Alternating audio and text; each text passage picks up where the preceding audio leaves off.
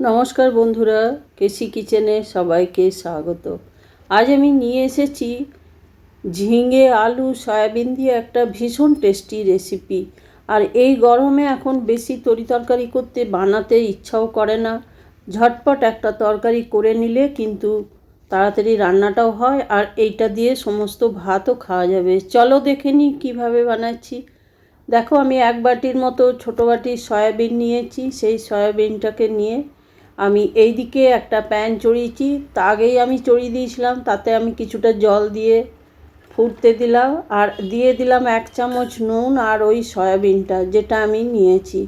এটা দেখো আমার ফুটে গেছে, প্রায় 2 মিনিটের মতো এটাকে আমি সেদ্ধ করে নেব। তাহলে কিন্তু সয়াবিনটা ভীষণ ভালো হবে, আর বেশ বড় বড়ও হয়ে যায়, খেতেও ভীষণ ভালো লাগে। দেখো, এরপরে আমি 2 মিনিটের মতো ফুটিয়ে নিলাম। ফুটিয়ে গরম জলটাতেই রেখে দিলাম ঢাকা দিয়ে। এইদিকে আমি ঝিঙে আর আলুটা কেটে নেব। দেখো, আমি কয়েকটা ঝিঙে নিয়েছি। ঝিঙেগুলোকে আমি খুব কচি ঝিঙে খুব ভালো করে কিন্তু ছুলে নেব। এই রকম রেসিপি কিন্তু খেতে খুব ভালো লাগে, আর বিশেষ কোনো অন্য তরকারির দরকারই পড়ে না। এইরকম একটা তরকারি দিয়েই ভাতটা খাওয়া হয়ে যাবে। বাচ্চারা তো সহজে সবজিপাতি খেতে চায় না, সয়াবিনটা তবে খায় বটে। এই ধরনের সবজি মিলিয়ে যদি সয়াবিন বানিয়ে দাও তো তারা খুব সুন্দরভাবে খেয়ে নেবে। দেখো, আমি একটা ছুলে বা কেটে দেখিয়ে দিচ্ছি ঝিঙে কিভাবে আমি দিয়েছি তরকারিটার মধ্যে। দেখো, একটা ঝিঙে আমি কেটে নিলাম, বেশ ছোট ছোট করে এবারে কেটে নিচ্ছি। কেটে নেবার পরে দেখো 2 টুকরো করে নিচ্ছি। যদি খুব বেশি রকম মোটা হয় ঝিঙেটা, তাহলে আরও মাঝে আরেকটা করে দিয়ে 4 টুকরো করে নিতে হবে। দেখো, এরকম করে আমি 2 টুকরো করে কেটে নিলাম, আর আলুটাকেও এরকম ডুমো করে কেটে নিয়েছি। আর তার সাথে দেখো, আলু ঝিঙে কেটেছি, আর সয়াবিনটাও আমি ওইদিকে বেশ ভালো করে ধুয়ে ছেঁকে একটা বাটির মধ্যে উঠিয়ে নিয়েছি। তোমরা তো আলু সয়াবিনের তরকারি নানা রকমভাবে খেয়ে থাকো, এরকম ঝিঙে দিয়ে একদিন খেয়ে দেখো, খুব ভালো লাগবে খেতে। এরপর এইদিকে একটা কড়াই আমি চড়িয়ে দিলাম, তার মধ্যে আমি 1 চামচের মতো সর্ষের তেল দিয়ে দিলাম। সর্ষের তেল দিয়েই আমি পুরো রান্নাটা করব। তোমরা যে তেল ব্যবহার করো সেই তেলেই কিন্তু করে নিতে পারো। তেলটা গরম হয়ে গেছে। গরম হয়ে যাওয়ার পর দেখো, খুন্তি দিয়ে একটুখানি বেশ চারদিকে আমি ছড়িয়ে দিলাম। এরপরে তেলের মধ্যে আমি 1/2 চামচের মতো হলুদ দিয়ে দিলাম। হলুদটা দিয়ে দেওয়ার পরে আমি সয়াবিনটা দিয়ে দিলাম। সয়াবিনের ওপরে কিন্তু হলুদ দিলে যে গায়ে গায়ে লেগে থাকে, আর দেখতেও হয়, আর হলুদের একটা গন্ধ ছেড়ে যায়। সেই জন্য চেষ্টা করবে সবসময় তেলে দিয়েই সয়াবিন ভাজতে। তেলের মধ্যে হলুদটা দিয়ে সয়াবিনটা 2 মিনিটের মতো বেশ ভালো করে ভেজে নেব।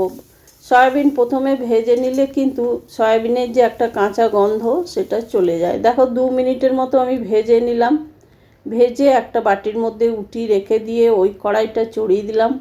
এইবার তার সাথে আমি 2 চামচের মতো তেল দিলাম। তেলটা গরম হয়ে যাওয়ার পর 1 চামচ গোটা জিরে ফোড়ন দিলাম, আর দিলাম একটা শুকনো লঙ্কা, কয়েকটা এলাচ, আর একটা স্টিক দারচিনি। এলাচগুলোকে আমি একটু থেতো করে দিয়েছি, না হলে কিন্তু এলাচও ভীষণ তেলের মধ্যে ফাটে। গরম মশলাটা দিয়ে একটু নাড়াচাড়া করলাম, তারপরে দিয়ে দিলাম একটা পেঁয়াজকে কেটে রেখেছি, সেই পেঁয়াজটা দিয়ে দেওয়ার পরে পেঁয়াজটা বেশ ভালো করে একটু ভেজে নেব।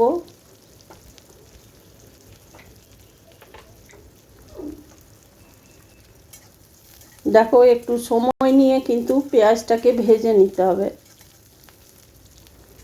এরপরে ওইদিকে একটা টমেটোকে আমি কেটে রেখেছি, সেই টমেটোটা আমি এটার মধ্যে দিয়ে দিলাম পেঁয়াজের মধ্যে। এইবার আমি দিলাম 1 চামচের মতো আদা রসুন আর কাঁচা লঙ্কা পেস্ট করে রেখেছি, সেইটা আমি 1 চামচের মতো দিলাম। এই আদা রসুনটা এবারে খুব ভালো করে কিন্তু কষিয়ে নিতে হবে। তাহলে হালকা জল দিয়ে দিয়ে এটাকে আমি কষিয়ে নেব।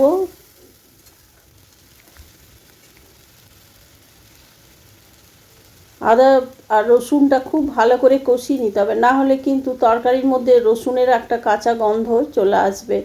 এরপরে আমি হালকা জল দিয়ে দিলাম। জল দিয়ে দেওয়ার পরে দেখো, নুন দিয়ে দিলাম পরিমাণ মতো, আর হলুদ দিয়ে দিলাম।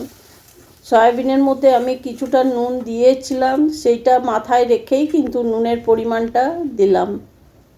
এইবার নুন হলুদ দিয়ে দেওয়ার পরে বেশ ভালো করে এটাকে কষিয়ে নেব। আর হাফ চামচের মতো, বড় চামচের হাফ চামচের মতো আমি জিরে গুঁড়ো দিলাম। আর দিয়ে দিলাম ছোট চামচের হাফ চামচের মতো কাশ্মীরি লঙ্কার গুঁড়ো। তোমরা যদি কাশ্মীরি লঙ্কার গুঁড়োটা স্কিপ করতে চাও তাহলে স্কিপ করে যেতে পারো, এটা শুধুমাত্র কালারের জন্য দেওয়া। মশলাটা দেখো কিছুটা কষিয়ে নিলাম 1 মিনিটের মতো। তারপরে ওইদিকে যে আলুটা আমি কেটে রেখেছি ডুমো করে, আলুটা আমি এটার মধ্যে দিয়ে দিলাম। তারপরে ঢাকা দিয়ে দিয়ে কিন্তু তরকারিটাকে কষিয়ে নিতে হবে। এরই মাঝখানে ঢাকা দিয়ে আমি 2 মিনিটের জন্য রেখে দিয়েছিলাম, কিন্তু তারই মাঝখানে আমি 1-2 বার নেড়ে দিয়েছিলাম। তাতে কিন্তু আলুটা খুব ভালো করে কষানোটা হয়ে যাবে। ঢাকা খুলেও আরও কিছুক্ষণ দেখো কষিয়ে নেবো, কেন কি আমি আগে বলেছি এটাতে রসুন দেওয়া আছে, রসুনটা ভালো করে কষিয়ে নিতে হবে। মশলাটা আমার কষানো অনেকটা হয়ে গেছে। এরপরে ওইদিকে যে সয়াবিনগুলো আমি ভেজে তুলে রেখেছি সেই সয়াবিনটা আমি এটার মধ্যে দিয়ে দিলাম। দিয়ে দেওয়ার পর এটাও 1-2 মিনিটের মতো আরও কষিয়ে নিতে হবে সয়াবিনটা। যে কোনো নিরামিষ তরকারি বা যে কোনো তরকারি একটু কষিয়ে কষিয়ে করলে কিন্তু সাধারণ তরকারিটাও খেতে খুব ভালো হয়। সয়াবিনটা দিয়ে দেখো একটু কষিয়ে নিলাম 1-2 মিনিটের মতো। এরপরে আমি যে ঝিঙেগুলো কেটে রেখেছি সেই ঝিঙেটা আমি দিয়ে দিলাম। ঝিঙেটা দিয়ে দেওয়ার পরে আরও 1-2 মিনিটের মতো এটাকে কষিয়ে নেবো বা ভেজে যাব। ঝিঙে খুব বেশি ভাজার দরকার পড়বে না, ঝিঙেটা যতই ভাজো এরকমই থেকে যাবে সবুজ সবুজ। এরপরে 1 মিনিটের মতো আমার ভাজা হয়ে গেছে। হয়ে যাওয়ার পরে আমি এটার মধ্যে জল পরিমাণ মতো দিয়ে দেবো।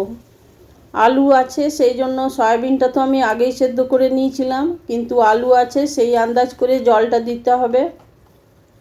যে বাটিতে আমি সয়াবিনটা উঠিয়ে রেখেছি সেই বাটিতে করেই আমি দেখো জল দিয়ে দিলাম। জল দিয়ে আমি ঢাকা দিয়ে লো ফ্লেম করে 7-8 মিনিটের জন্য রেখে দিয়েছিলাম ঢাকা দিয়ে। তারই মাঝখানে ঢাকা খুলে আমি 2-3টে কাঁচা লঙ্কা চিড়ে দিয়ে দিয়েছি, সেটা আমার দেখানো হয়নি।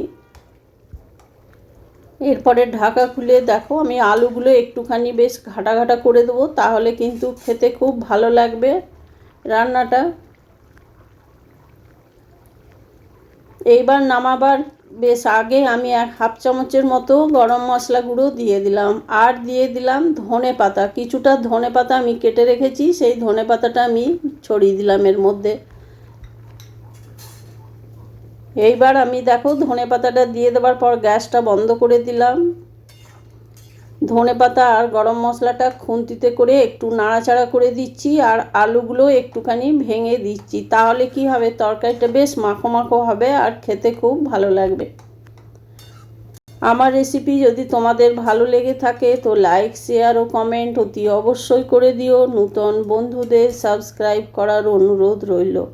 এরপর আমি গ্যাসটা বন্ধ করে দিলাম আর ঢাকা দিয়ে বেশ কিছুক্ষণ স্ট্যান্ডিং টাইমে রেখে দিয়েছিলাম। দেখো ঢাকা খুলে দেখাচ্ছি, তরকারিটা একদম মাখো মাখো হয়ে গেছে। আর গরম ভাতে খেতে এই গরমে দারুণ লাগে, যে কোনো তরকারিরই প্রয়োজন পড়বে না। এইভাবে যদি তোমরা আলু সয়াবিনের তরকারি ঝিঙে দিয়ে বানিয়ে দাও, আর বাচ্চাদের পেটেও কিন্তু এরকমভাবে বানালে পেটেও কিন্তু শাক সবজিটা যাবে। তারপরে দেখো কড়াই থেকে উঠিয়ে আমি একটা বাটির মধ্যে সার্ভ করে দিলাম। তোমরা সকলে ভালো থেকো, সুস্থ থেকো। ফিরে আসছি পরের রেসিপি নিয়ে। ধন্যবাদ।